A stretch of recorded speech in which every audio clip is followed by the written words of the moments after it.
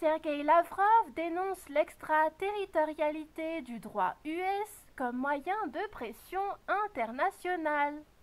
Le ministre russe des Affaires étrangères fustige les lois extraterritoriales américaines employées, selon lui, dans le but de soumettre des pays tiers et leurs partenaires commerciaux à des sanctions économiques.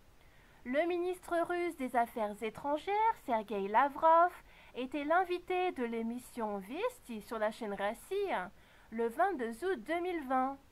L'entretien fut l'occasion d'aborder les mesures imposées par les USA à travers le monde via des lois extraterritoriales, c'est-à-dire des législations nationales américaines dont les effets devraient, selon eux, s'appliquer à d'autres pays étrangers, sur décision arbitraire unilatérale des États-Unis.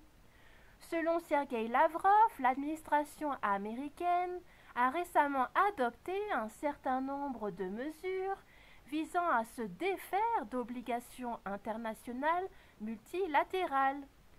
Je cite, le phénomène des sanctions extraterritoriales fait partie de cette série.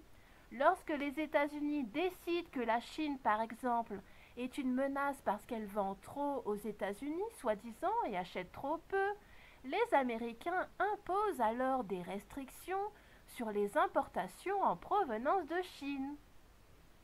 Cette politique de pression économique américaine vise aussi le Venezuela de Nicolás Maduro et se manifeste à travers des sanctions imposées à l'Iran, bien que l'Iran fasse ce qu'il a accepté dans le cadre de l'accord international de Vienne sur le nucléaire iranien, qualifié de mauvais accord par Donald Trump et duquel il avait retiré les États-Unis en mai 2018. De plus, les États-Unis n'hésitent pas à menacer des pays tiers en les soumettant à l'injonction de ne pas commercer avec les États que les États-Unis veulent isoler, poursuit Sergueï Lavrov. Le ministre dénonce également les gouvernants américains qui ont annoncé qu'ils n'horreraient pas leurs obligations.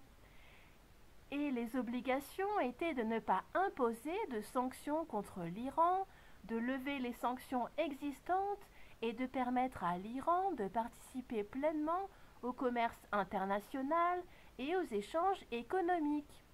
Paradoxal et maladroit, je cite, conclut Sergueï Lavrov.